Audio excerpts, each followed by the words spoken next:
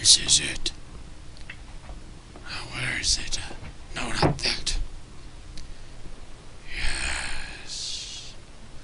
The Sharon is tame.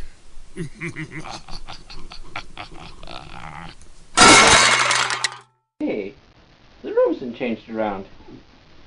Chair. Alrighty. Hello. Welcome back to my apparently reorganized room. Maybe there's some burn marks I didn't notice and someone fixed it for me.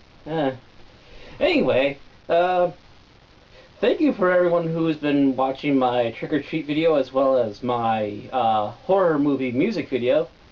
Some nice views, nothing bad or negative out of them yet.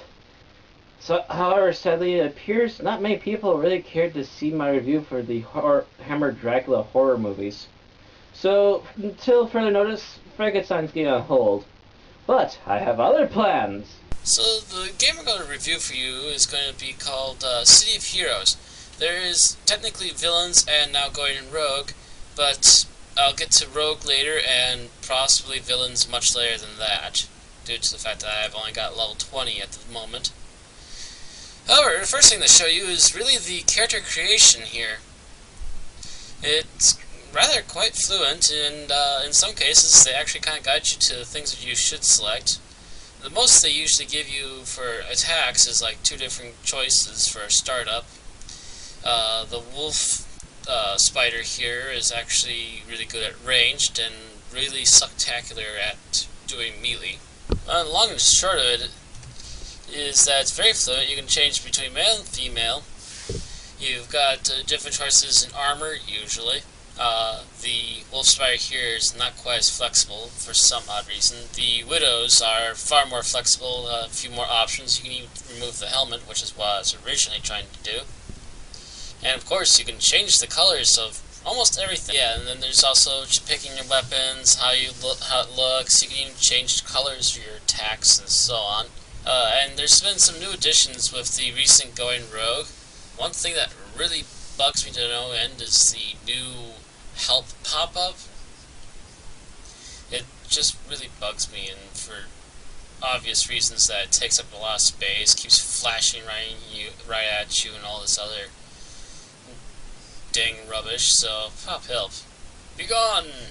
But I digress. We should be moving on to the next thing, which is actually playing some of the heroes. So the first thing I'm going to show you is Defender. Defender is not all that it's cooked up to be. So the big deal with Defenders is they're more or less a healing character. They aren't all that great at attacks, unless you get into later levels where you'll have something like the snipe here. Even so, your major aim throughout this character will at least be trying to get only one enemy at a time. Luckily right now she seems to have found a really nice low-level group and is royally ripping them anew. But Defenders are mostly meant for big parties and stuff, henceforth usually healing. And their big job is just to sit in the back, look pretty, and make sure everyone stays alive. However, I was quite successful this time, and this is also possibly one of my oldest characters, so she has a soft spot for me in my heart. But she's not exactly the kind of character I play a whole lot of. So, next one we're going to show you, I should actually probably show you a tank. Gotta just find the right one here.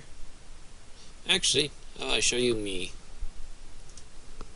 Yep, that's the closest I can get to me in this game. Tankers are still not the strongest fighters, shall we say. However, they are meant to go out there and take the beating before everyone else does, so that way the rest of the team can survive what's coming at them.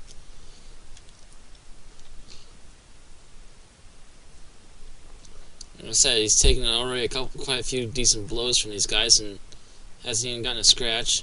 Also, their main job is to try and get everyone to attack them instead of the rest of the team, because they can handle the most damage out of any one character. both single and in party. So usually tanks would also be a really nice solo character more often than not. However, I haven't gotten a tank to end game areas yet. I think that's mostly due to the fact that I have a lot of them pre-set up with a few friends of mine to actually do stuff in parties, but I haven't really been doing much partying lately because we've been really busy doing different things.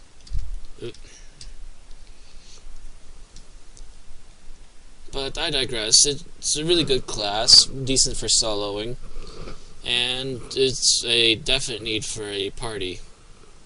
But anyway, in case you're wondering why I don't have any of the end classes for Sea of Heroes, is because they really bite the dust.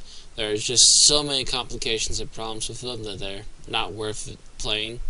And there are at least 3 to 4 other classes far easier and far nicer to play in Sea of Heroes than the final classes that you unlock at level 50. Although I believe now the limit is 20, 25, something like that. Anyway, that's a defender and a tank, so I think the next step would be showing you a blaster. Little Hanoki here shall suffice. Blasters are actually probably one of the strongest hitting classes, but unlike tanks or even scrappers, they really don't have much in the way of any defenses. Essentially, the only stuff she's got is like little minor things like this ability right here, which essentially does some little bit of defensing, and this attack right there.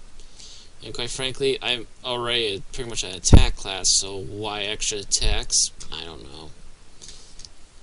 It's still a decent class. You can sit in the back and blast away at stuff, but the problem usually occurs is that even in a big party, you tend to get noticed by the enemy and they want to give you what for zapping them from far away.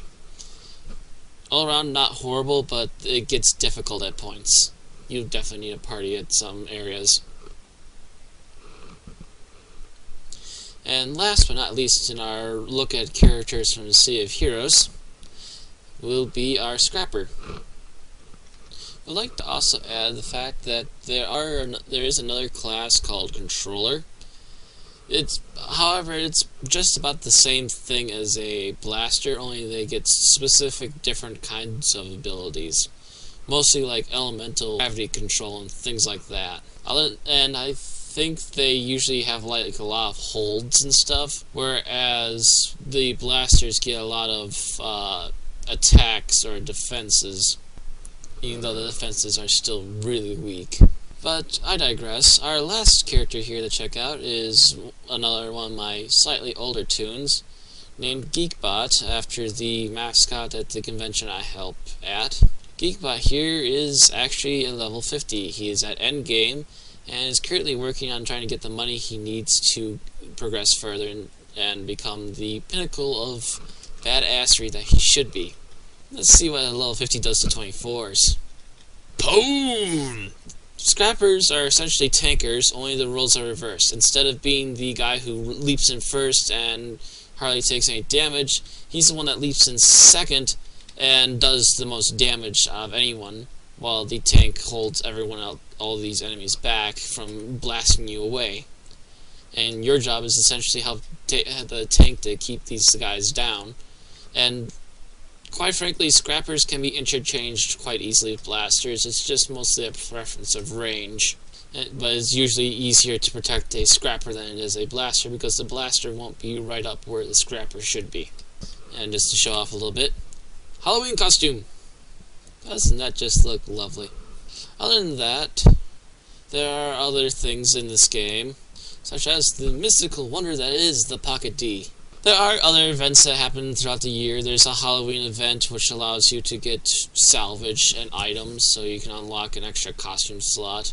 There's a Christmas event which comes out of the Pocket D, where you go save Baby New Year for Old Man Time and can collect candy canes to get badges, rare items, and other such things. Other than that, another event that happens here in the Pocket D is the Valentine's Day event. I believe it goes on for something like about a week or two. It's essentially based around a hero and a villain got married, and you're trying to run around helping the marriage, or in the more recent one, you're trying to help them in having their honeymoon. This here's the tiki room, lots of lag here. I'm assuming you're seeing this too. This here is the red side, or villain side if you will. In the center here you'll see a lot of names. This is the dance floor, and there's in fact a live online radio station called The Cape at www.thecaperadio.com, where they play constant music 24/7 and have actual live in-game DJs that will take requests and stuff. Rather nice little system. I've spent many a very bored afternoon or evening just kicking back over here and dancing around with the rest of them. Over here is Blue side, of course, and apparently at some point they're planning to make a direct portal into the Going Rogues area. But that's about all I can really show you.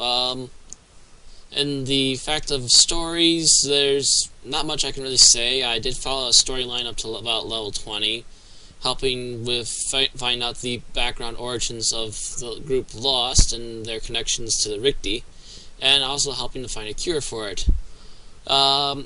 Right around then, I stopped really following the story and just trying to grinded Geekbot here up to level 50 as hard and as fast as I could, because I just wanted a level 50. I just wanted to reach endgame and see what it was like, and I have to say it's not that old exuberant, but it's nice to have something that kicks ass when your friends need some help kicking some ass. Other than that, not a horrible game, and quite enjoyable so far. So as you see, not a horrible game. Still interesting. I plan to eventually read through the entire story. Oh, hi Mikey. But I digress. Carry on to the next. I'm not sure what I'm going to do next, but